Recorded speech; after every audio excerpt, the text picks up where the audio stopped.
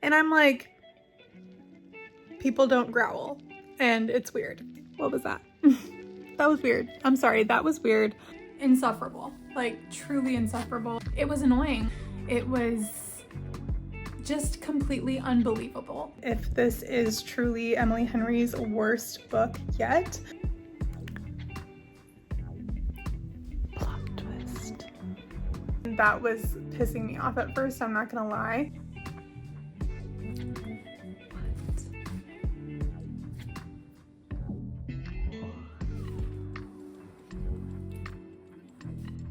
Yeah, what about that? Because that happens in this book. And if that's not enough to convince you to read it, I don't know what will be. Hi everyone, welcome to today's video. We are going to be reading 2025 new release romances, and I am so excited to get to some of these books.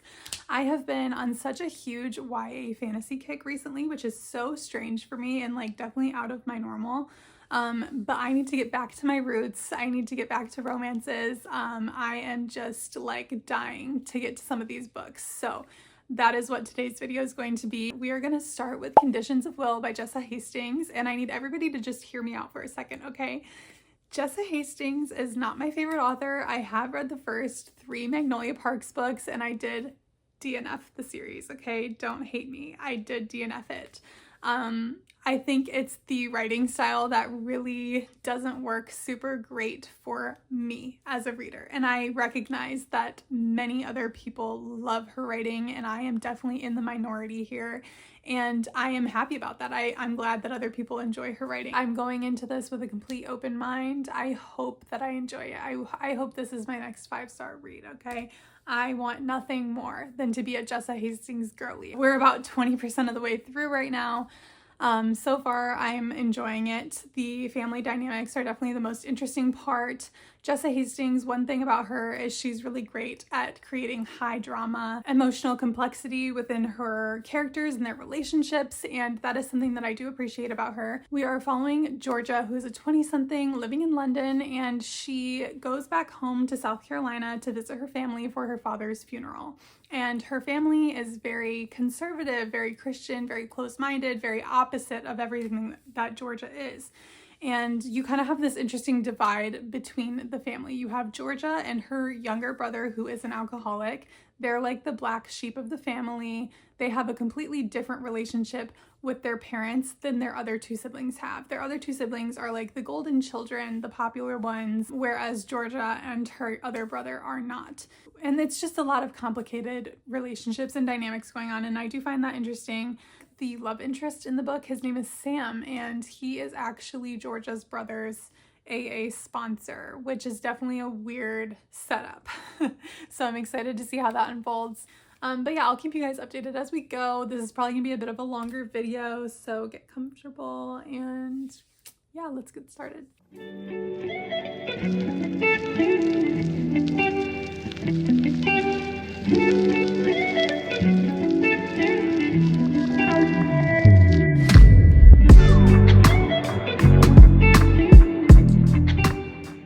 Here is your update.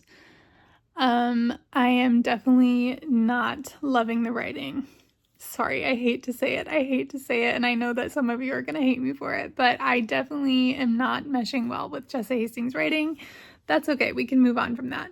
There have been typos though. In terms of the actual story, it is definitely less romance heavy than I was expecting.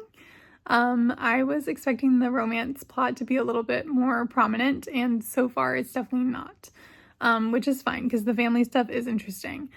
I will say Georgia, she's like a body language expert. I think I forgot to say that earlier, but that's her job. She analyzes people's facial expressions. She can tell if people are lying. She's like this human lie detector, yada yada. Like that's her thing. And it is a little like heavy-handed, I think, sometimes with these descriptions of people's facial expressions and using the medical terminology to describe what is happening on a muscular level with their facial expressions and things like that. Like, it's just a little much. I think we could definitely tone that down a little bit and you would still get the point across. And the graveyard scene? What was that? That was weird. I'm sorry, that was weird. maybe it wasn't weird to some people, but that was weird to me. And that's all I'll say for now.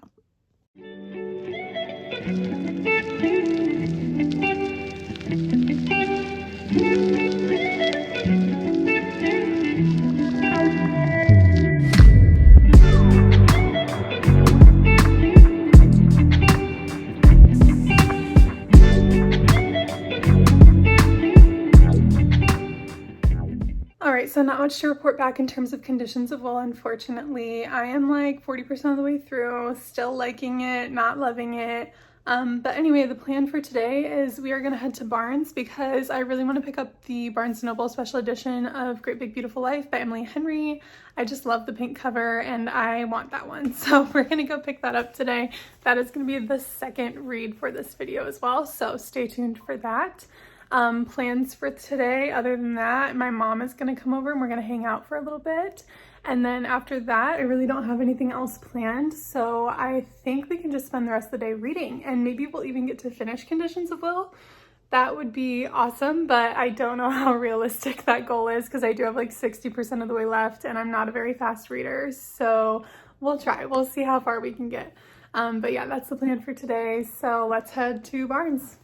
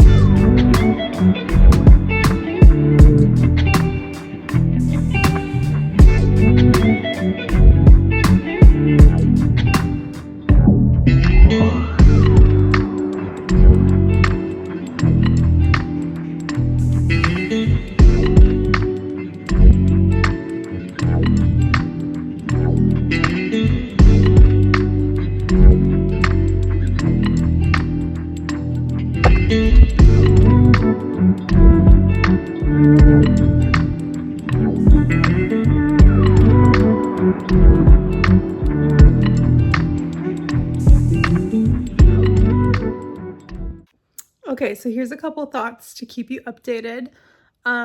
One, Georgia needs to stop growling at the back of her throat.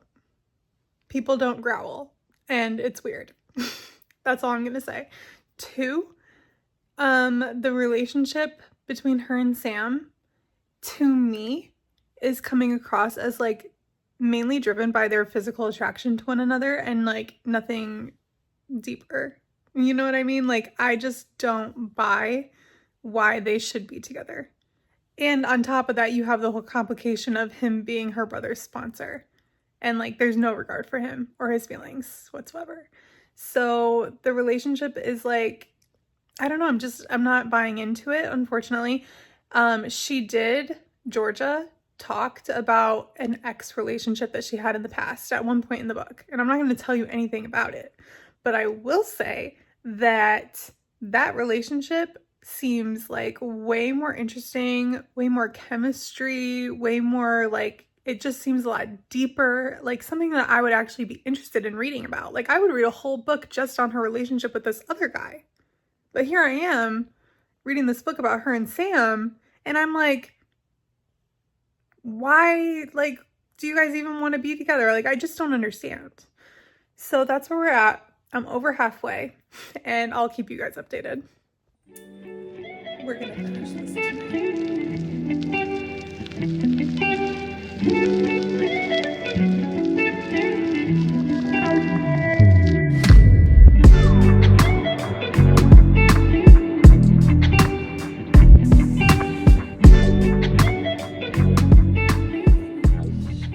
Alright, so as you guys saw last night, I did finish Conditions of Will. It was 2:30 in the morning, so I did not update last night. I was extremely tired, and also I just needed to kind of gather my thoughts. And my thoughts are that I did not end up enjoying the book, unfortunately. I'm sad about it. I really wanted to like it. Genuinely, I did.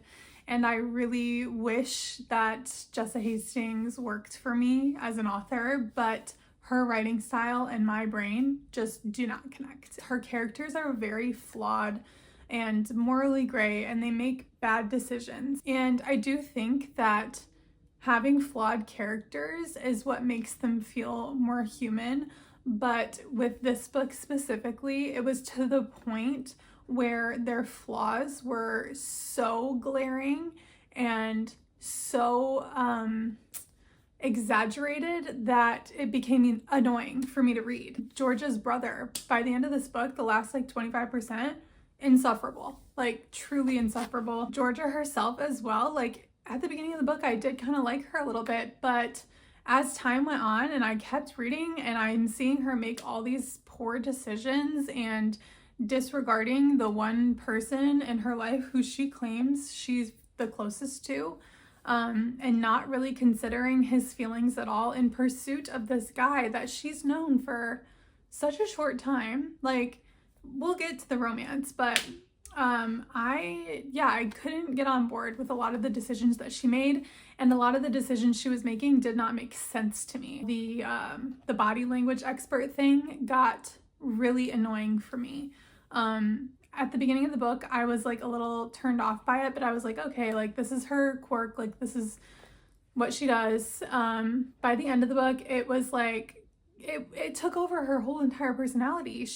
Every single time that she saw a person, she's microanalyzing every single facial expression they make. It was annoying. Like, as a reader, she refers to these like facial movements by like AU and then a number. So she'd be like, oh, he just AU 17'd, and as a reader, I don't know what that means. Sometimes Jessa Hastings would say like contempt, so you would understand, but just say contempt. It was constant and to the point where it was quite annoying for me. As far as the romance goes, I just couldn't get behind it. It was so insta-love.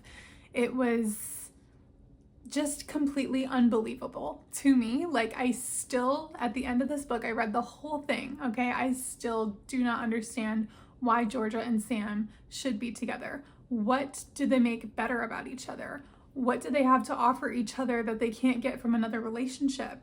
Why do they have this infatuation with one another? These are questions that were not answered for me. I still feel like I don't really know Sam well at all. Like, I don't know much about him other than the fact that he's an addict and he's not a very good AA sponsor. I didn't like the romance. I didn't believe it. I actually was annoyed that they were continually trying to be together, even though Georgia's brother was literally right next to them suffering, and they didn't have any regard for him at all. I'm not going to keep going on and on about it, but I just didn't like this book, and I don't think I'll be reading any more Jessa Hastings, unfortunately. And that's okay. If you liked this book, I truly am so happy for you. I am in the minority here, and I understand that and recognize that. But yeah, Jessa Hastings, she's just not for me.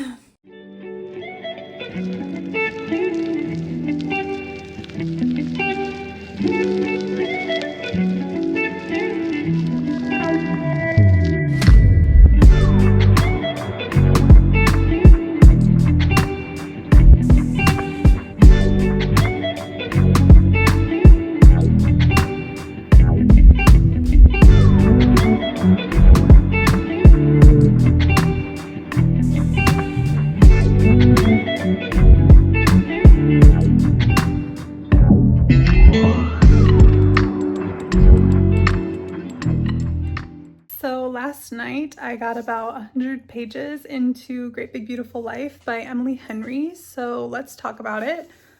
So far, I am personally enjoying this book, and I have seen nothing but negative reviews about this from literally everybody that I follow. Everybody seems to really dislike this book so far, and I don't know if it's just the initial reactions or what, but personally, I'm enjoying it. I'm interested to see if what everybody's saying holds true and if this is truly Emily Henry's worst book yet, but so far, I have no complaints. We are following Alice and Hayden. They are both writers, and they both have the opportunity to write a biography about this woman named Margaret, I think. I could be wrong about that, but I think her name's Margaret. So anyway, they both have the opportunity to write a biography about this woman who was a elite socialite back in the day, a star, somebody who was very much in the public eye and has since disappeared and gone into hiding. So they basically are going to be spending a month with Margaret and interviewing her, getting to know her and her story. And at the end of the month, Margaret is going to choose one of them to be able to write this book. You have Alice, who is more of a social butterfly and just generally a really bubbly and happy person. And then you have Hayden, who is definitely more grumpy, kind of the doom and gloom, your typical MMC, dark and broody, that kind of vibe. Which I think their dynamic is working really well so far. I'm enjoying the little sprinkles that you get of the two of them. That has been my favorite part so far, is just their conversations, their banter. Emily Henry is fantastic at writing banter. That's no surprise. So that is definitely my favorite part of the book so far. But I'm also enjoying the parts with Margaret and getting to know her story. This definitely leans more lit fic, which is what I was expecting. That's what everybody has been saying. And I don't have a problem with that. I personally love lit fic. It is one of my favorite genres to read. It's definitely giving Seven Husbands of Evelyn Hugo vibes, and that is one of my favorite books. So I'm hoping that this is going to be just as good. But yeah, I think that there's going to be some interspliced chapters of the book that Alice is writing about Margaret within this story. So kind of a story within a story. And that's something that I typically really love.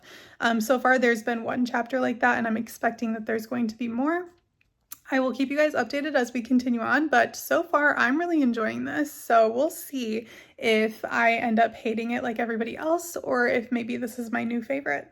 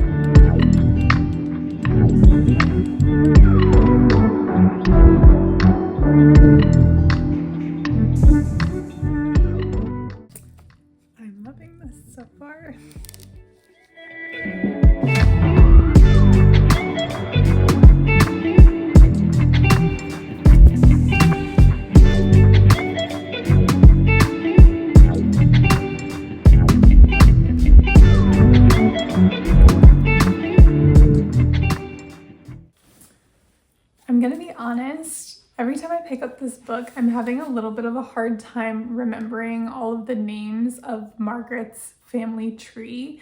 Like, as they're writing this biography, they're obviously doing a lot of interviews with Margaret, and she's kind of going through her whole backstory and her family lineage.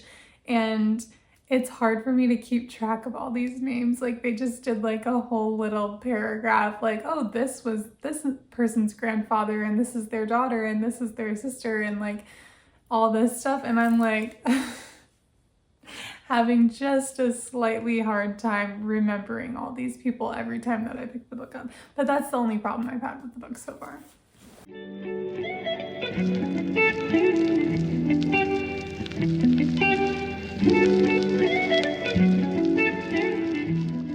We're gonna do our red light therapy mask. A little bit of skincare.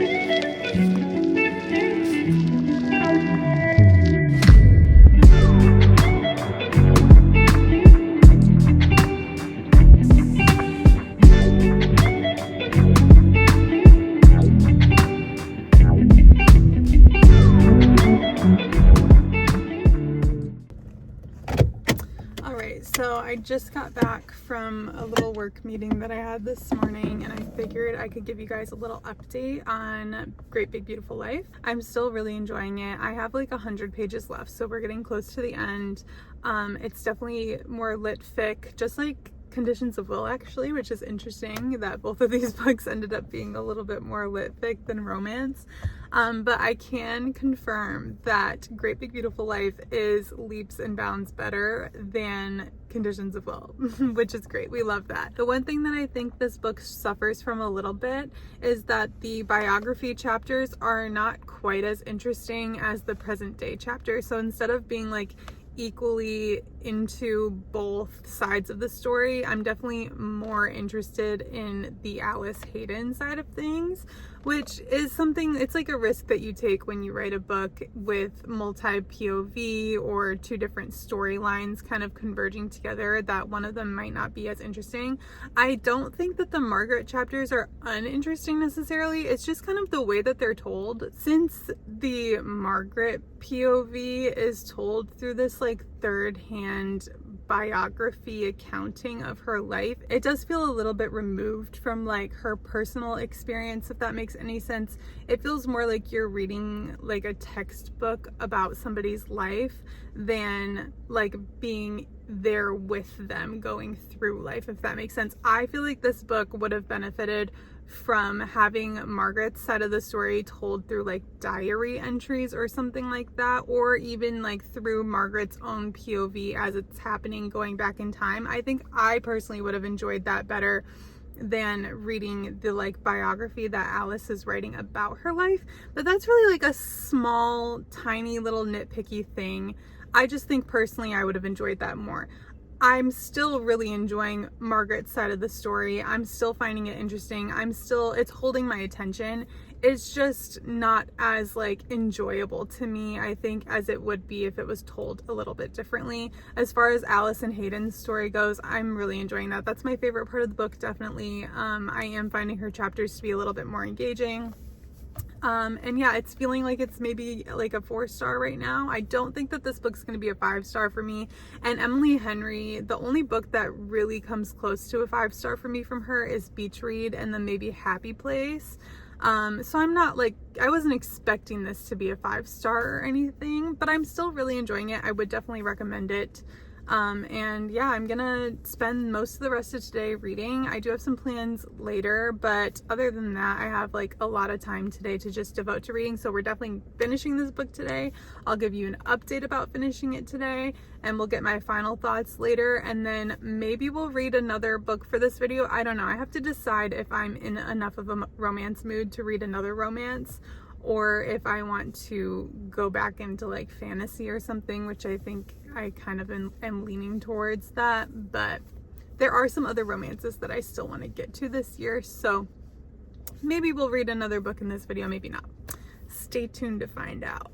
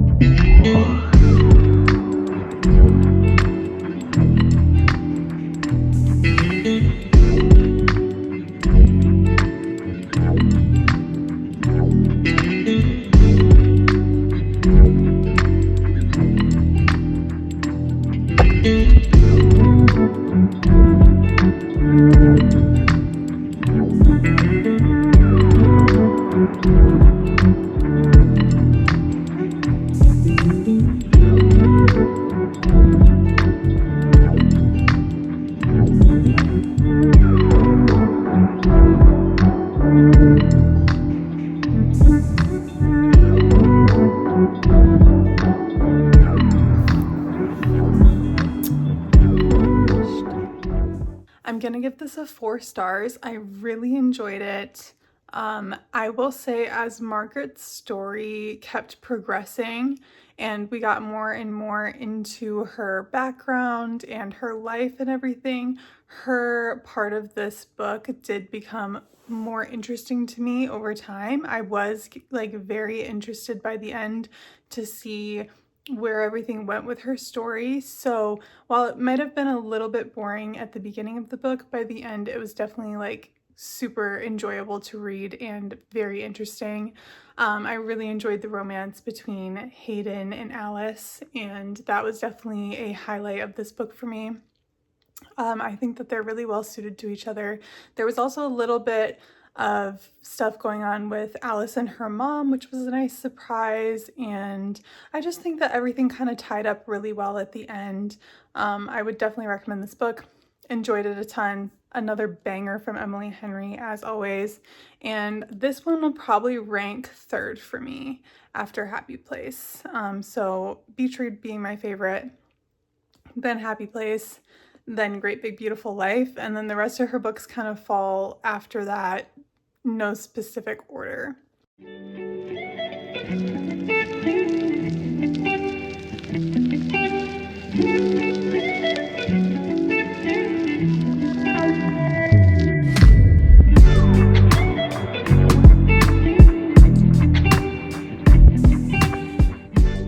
So I've been reading One Golden Summer by Carley Fortune. Please excuse my appearance. I am deathly ill, okay? And I will not be able to leave this bed today. So maybe we'll be able to finish this today if I can stay off of TikTok long enough and focus. But anyway, this book is everything. So far, I'm loving it. It is so summery. The banter between the two main characters is so funny. It is just the perfect like summer vibes. I love Carley Fortune's writing. I've read Every Summer After, and I believe the MMC in this book is from that book originally, but I read that when it first came out and I don't remember a ton about it. I believe there is quite a few references in here to that book though, but I'm just not really picking up on them. But I do remember enjoying that book, and I've also read the one she came out with last year, This Summer Will Be Different, and I really enjoyed that one too, so I was really excited to pick this up. And we are following Alice and Charlie, and it's funny because Alice is also the name of the FMC in Great Big Beautiful Life by Emily Henry, which we just read. But anyway, Alice is going to Barry's Bay, which is the same place that Every Summer After takes place in, and she's going to spend the summer there with her grandma who is recovering from hip surgery. And when she's there, she meets Charlie. He kind of gets the house all fixed up for her and is just there to kind of make sure that their stay and everything is all prepped for them. And at first, I really didn't like Charlie. The first few like pages of introduction to him that we got, I found him very annoying. He's like one of those guys who like makes fun of you and like thinks that it's funny to like get on your nerves, and that was pissing me off at first, I'm not gonna lie. But he quickly started growing on me. Yes, he did. I am a fan of Charlie now. In fact, he might be one of my favorite MMCs that I've read recently. I'm loving this. Like, the banter is hilarious. I've laughed out loud, giggled, kicked my feet just in the first like 100 or so pages of this book. And I'm just so looking forward to seeing where it goes. So the plan for today, I'm not leaving this bed, okay, like I said. So we're gonna read this, maybe finish it, and I'll try to keep you guys updated, but I do not have a lot of energy, so just bear with me.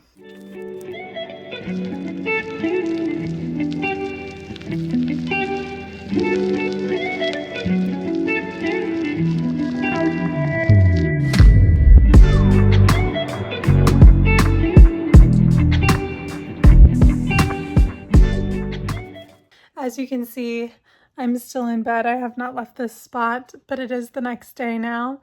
I'm feeling a little bit better, but not the greatest still. I got about 100 pages more into this book yesterday. I wanted to get more, but I literally slept like the whole day yesterday, and anytime I wasn't sleeping, I was reading this book. You guys know how when I was reading Conditions of Will, I said how I couldn't understand why Georgia and Sam were meant to be together. Like, what about each other was good for the other person? In this book, it is so clear why Alice and Charlie should be together. They are literally made for each other. They complement each other so well. They bring out the best in each other. And I'm just really enjoying that, because I do feel like the other two books that I read in this video, the romance was a little lacking. I really enjoyed the romance in Great Big Beautiful Life, but it was a little less developed, being that book was more so a literary fiction. It was more focused on the other storylines than the romance. This book is very much focused on the romance and the relationship between Charlie and Alice.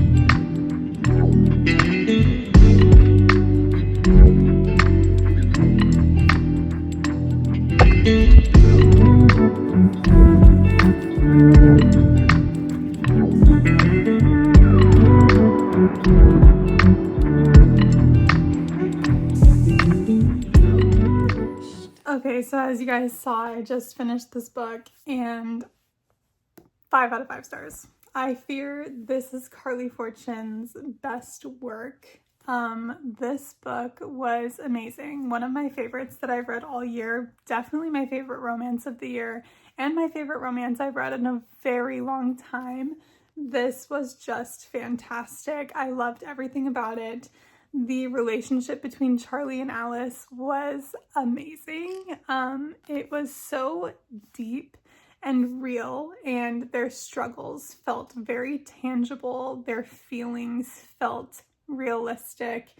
Everything just was so authentic, and I just really loved that. They were so good for each other. Such a fantastic match. Like, these two were truly made for each other, and they are soulmates. That is how I felt reading this book. Like I said before, at first I didn't like Charlie. I feel this man might be my favorite MMC I've read in forever. Like, he's amazing. You want to talk about the MMC washing the FMC's hair? What about brushing her teeth? Yeah, what about that? Because that happens in this book. And if that's not enough to convince you to read it, I don't know what will be. Also, in addition to the romance itself, the relationship with Alice's grandmother, Nan is her name, that was such a delightful surprise to me, because usually when I'm reading romance books, the side plots or relationships with the side characters don't really tend to hold my attention as much, and I don't tend to care as much about those parts of the book. But something about this grandmother in this book was just so wonderful to read about. She added so much to the story. Watching her interactions with Charlie was just like tender and heartwarming, and some of my favorite moments from the book. I did tear up a lot at the end of this book. The last 100 pages, it was getting to me a little bit. There are not enough positive things that I could say about this book, but I would highly recommend this to anybody who is looking for a summer read. The summer vibes in this are off the charts. If you take anything away from this video, let it be that you need to read this book. It was everything. I loved it, and I'm going to take the rest of the night off, maybe watch a movie, relax, try to recover from this sickness. And thank you guys so much for watching. I appreciate it very much, and I will see you guys next time.